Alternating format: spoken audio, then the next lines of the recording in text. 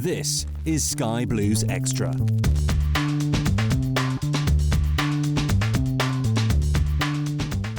Hello everybody and welcome back to the Sky Blues Extra YouTube channel for another slice of top quality content.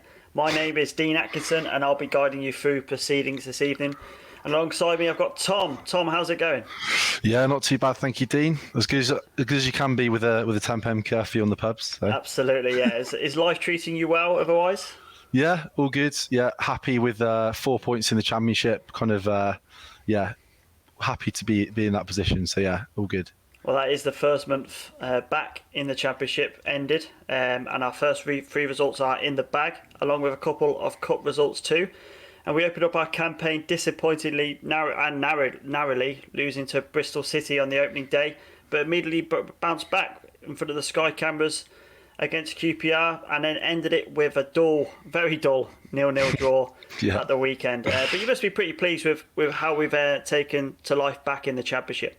Yeah, I'm pleased, to be fair. I think I kind of expected to get 4 points from the first three games. I just didn't know quite what order they come in. I think Bristol City was always going to be really hard. Yeah. Didn't really expect to get much there, but very, very pleased with how we played, and we looked pretty comfortable actually, and should have got more.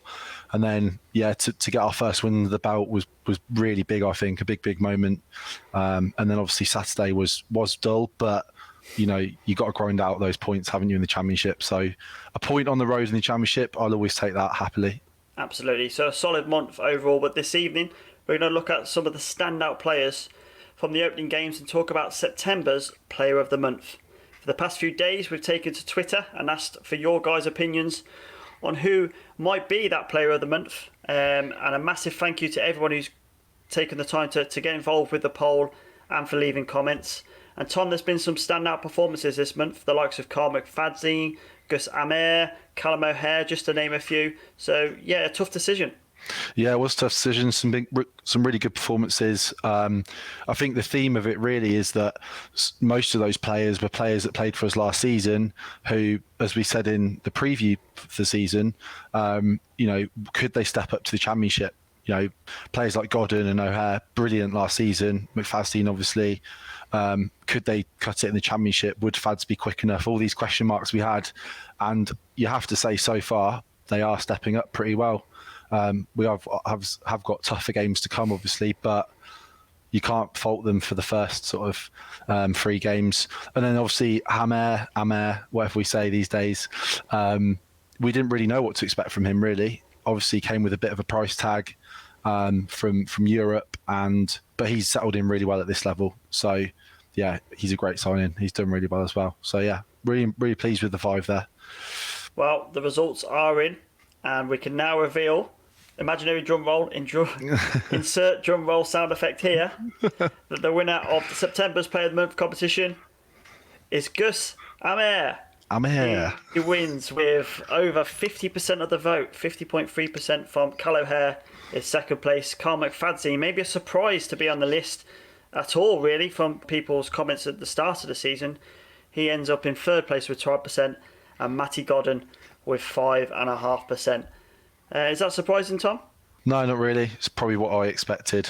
I think Amer's been the standout, really, if we're being honest. He's just a class above, really. And like some of the stats we've been seeing, the most chances created in the championship. I think when you look at some of the midfielders in this league that he's comparing himself to, that's very impressive. Obviously only over 3 games, but yeah, and something we talked about in the pod as well, his delivery as well has just been brilliant. He's creating lots of chances, and for me, he's been our best player so far. Absolutely, I wholeheartedly agree. So Gus Amer wins the September Player of the Month award from the Sky Blues Extra community. I think it's important to look at some of the stats behind that win. Let's have a look at those. 4 appearances so far this season, 3 league matches and a cup game. 1 assist so far. Is he short in the assist mark? Possibly, although we haven't scored a huge amount of goals, have we? So I think that's something that will come over time. He's creating enough chances, so I think that will go up along with his shots per goal averages as he moves forward up the pitch. I think at the moment he's sort of stuck there whilst Kelly is out of the team, so he can't really move forward. Yeah, definitely. I think with Kelly coming back into the side, he's definitely going to have a little bit more freedom to move forwards. He'll be putting more balls through to Godden and to the forward players. So I think definitely more assists to come from him. Obviously, we haven't scored a massive amount of goals yet, have we? I'm saying that like we're going to go and win 6-0 on Friday. But no, I do expect more goals to come. And I'm sure he'll be involved in a lot of them. Absolutely. One thing that stands out to me, shall we say, is the passing accuracy. I mean, I'm not surprised looking at some of the highlight reels on YouTube before we signed from Gus Amer. Yeah, 77% to start off in the Championship is extraordinary, really. Yeah, it is. I don't know about you, but I've always been a bit frustrated. We've had players in the past who give the ball away a lot, and it's nice to have someone who, just doesn't give the ball away that much, and it really does make a difference to the team. I think for me, he does the simple things well. We don't always need the 20-yard, 30-yard through ball. Yeah. If you're playing a pass that's to a man in space who's 5 yards away, that's a perfect pass for me. Yeah, exactly. He does the very, very simple things well, which is great. Obviously, 37 duels won. He is a bit of a competitor in the middle of the park, already picking up 2 yellow cards as well to his name. Yeah, we're going to expect that for someone like him, though, aren't we? Yeah, definitely. He does love a tackle. I do worry about that a little bit. Is he gonna, if he gets sent off, it would cost us. And he's probably, like I think Dave mentioned on the pod, he's probably going to end up having a suspension. Probably fairly soon for having 5 yellow cards. So, I just worry that teams might come and know that about him, and potentially wind him up a little bit, and get him booked early on, but. At the same time, you need that sort of player in there and putting in those big tackles. So, it's not a problem for me. Absolutely. A fantastic start to the season and for life in the Championship for Gus Amer. Let's look at some of the comments that you guys left. Yeah, so we've got a few of our listener comments here. So Phil Coles, he said, got to be Amer for me. Dan Thomas said, Amer for me, guys, genuinely class. Scott Keane just simply put Amer. No doubts for him there. James Sheldon said Hamer and O'Hare have been absolutely class. Hamer just edges it though. JC said Hamer just ahead of McFadden. As we said, Fads has had a really good start as well. Harry Chataway simply puts Gustavo Hamer. And Chris McMillan as well says Hamer for consistency. O'Hare was close as well, but not quite at it at Barnsley. Yeah, we said sort of didn't have his best game, but he's been good over the sort of 3 games.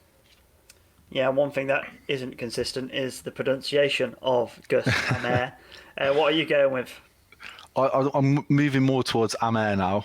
Yeah, I saw a video of him pronouncing his own name. Oh, you did? And he says Hamer.